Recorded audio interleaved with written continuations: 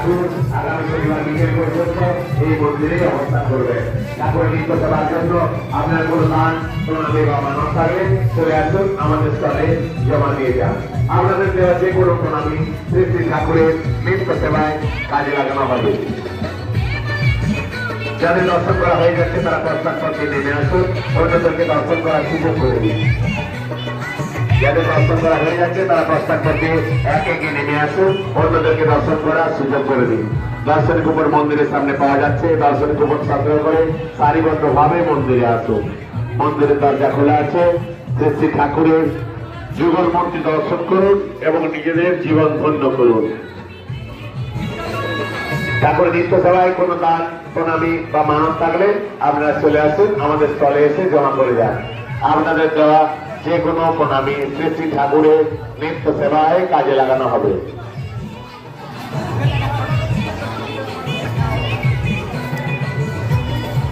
আসুন, চলে আসুন আমাদের স্থলে। আপনাদের দেওয়া প্রণামী এই স্থলেই জমা করুন।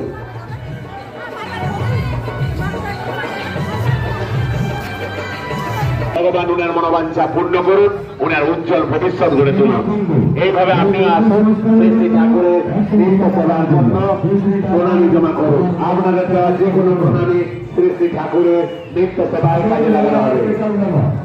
ঠাকুরের নিত্য সেবার জন্য প্রণামী জমা করুন এবং শ্রী শ্রী ঠাকুরের নিত্য সেবায় দায়িত্বে যারা আছেন তারা নিজেদের দায়িত্ব সফলভাবে পালন করে।